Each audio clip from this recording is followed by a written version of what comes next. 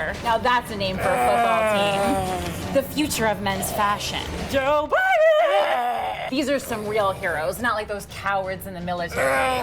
Stop it! Okay, you're hurting him. As they're minor attracted people, it needs to be normalized. I'm teaching the Communist Manifesto to babies. They should remake Rocky, but with a queer communist. Lil Nas X. Do you want some M&Ms? They're more inclusive now. There is no such thing as inflation. Joe Biden is crushing as president. The shelves are more stocked than ever. Hey, stop! This is enough! Simone Biles is a hero! They are trying to take your guns. Well, he died peacefully doing what he loves. Getting fired up. Didn't seem that peaceful. I'm in my 30s and I nearly died watching this video. Ugh!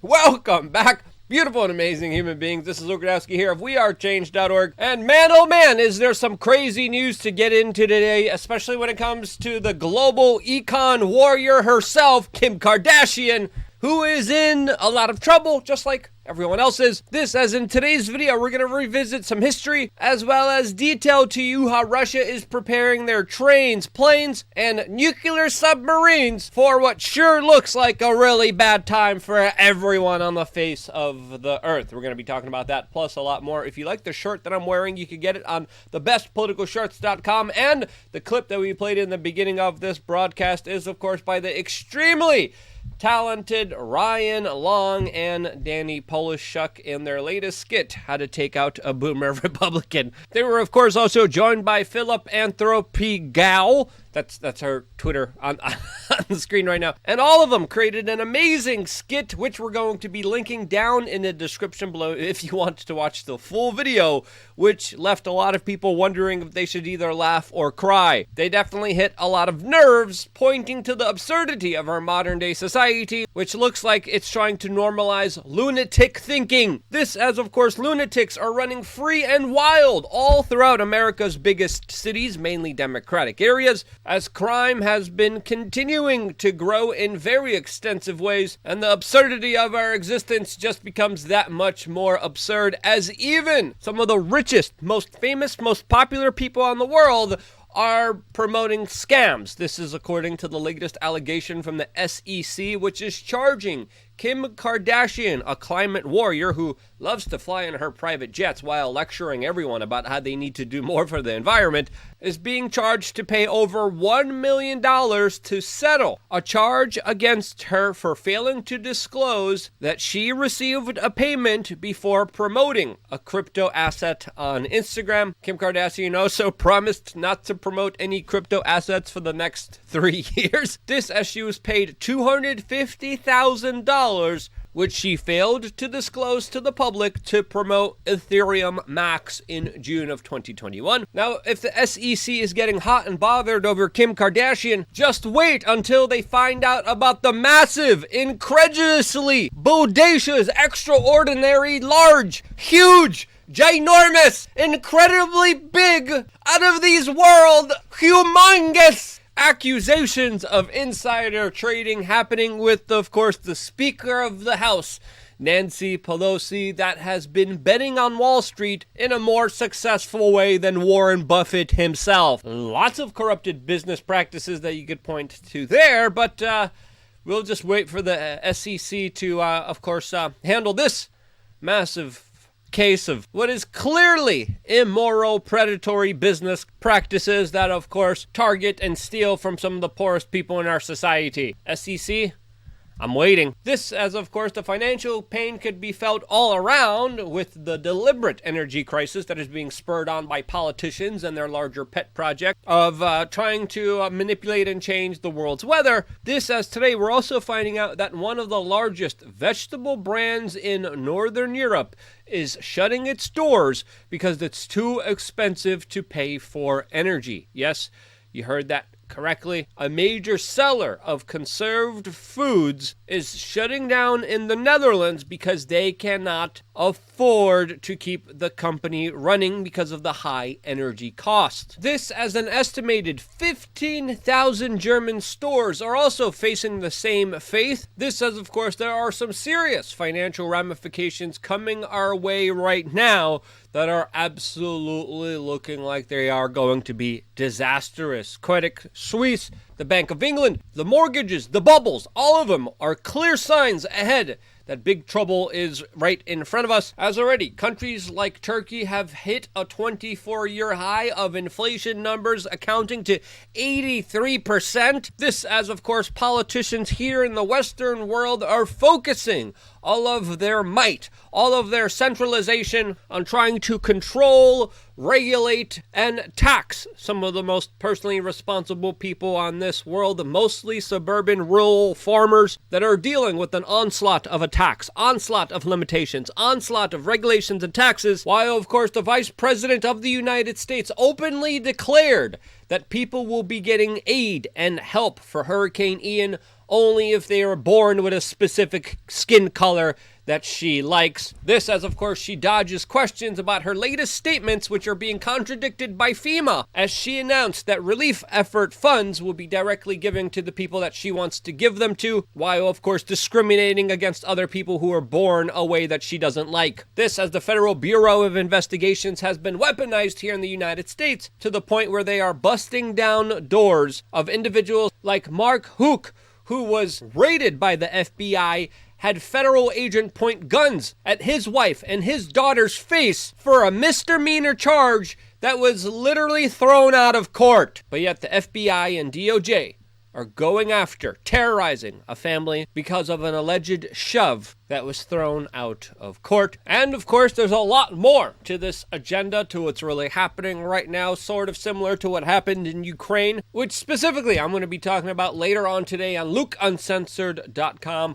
Our own platform where we get to say and do what we want. You can sign up right now. It's very easy. You get 3 masterclasses, a forum, access to future exclusive events, access to merchandise available at cost with exclusive designs only available to you. As today, we're going to be doing a bigger deep dive into some very troubling developments that, of course, we cannot get into here on this official broadcast. Uncensored.com, one of the only places where we still could say and do what we want. You could join us for an exclusive video that's only available for you right now just by simply clicking the link and signing up for 50 cents a day, which helps us grow and sustain this independent media operation. It's your duty, your part, to invest in the future of media that you trust. Get rid of that Netflix, get rid of that Amazon, get rid of that HBO. They're scams anyway, and sign up to LukeUncensored.com. See you there right after this video. Now, I think it's fair to say in the U.S. Western mainstream media, when it comes to foreign policy,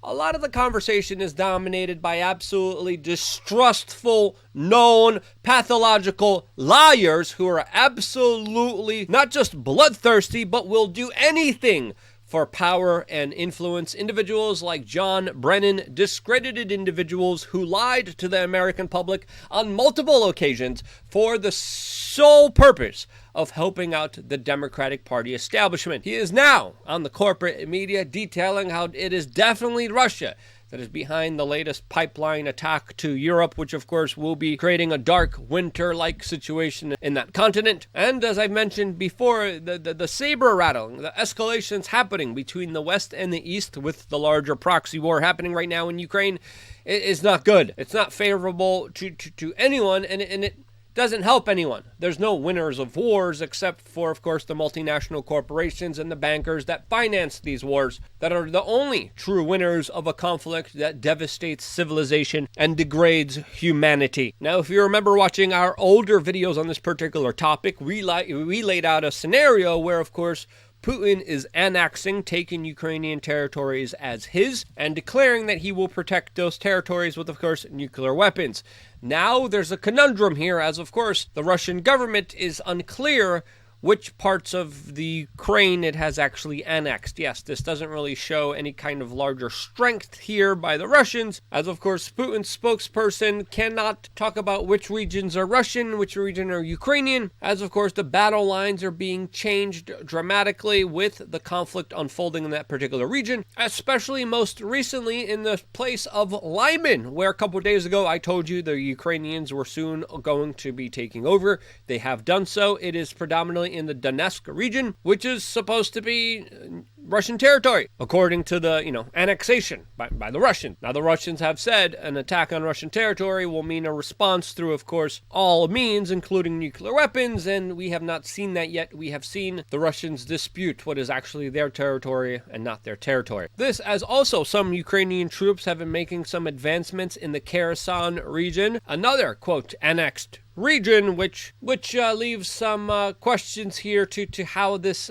situation will unfold from here. Again, a lot is still unknown. The threats are still there, especially from the Russians, as it's also important to note here that they have been strategically also setting up their nuclear weapons all around the Ukrainian region. We have also seen what is allegedly a train carrying nuclear munitions to, of course, the Ukrainian line. This move is seen as a warning and a possibility that Putin is setting up the scenario where, of course, he will use low-yield nuclear weapons in this conflict. It's also important to note here, according to Israeli intelligence, Russian bombers that are capable of carrying out nuclear attacks were also detected near Finland, while we are also hearing rumors that Putin has also just deployed his nuclear submarines that are capable of carrying out the Poseidon weapon, which, as previously we described to you, would send a radioactive wave of water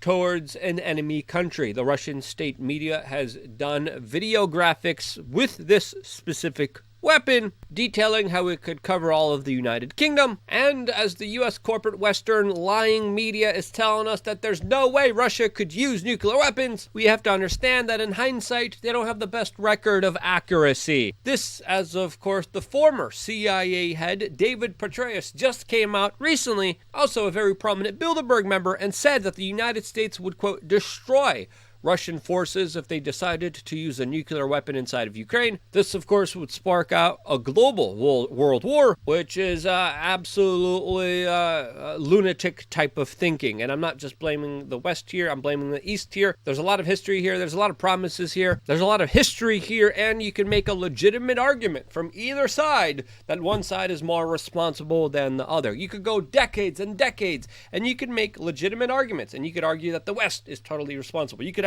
argue that the East is totally responsible. And there's been so much saber-rattling. There's been so much back and forth insanity happening in this world. I think, personally myself, we have reached a point where this is absurd. Stop with this nonsense.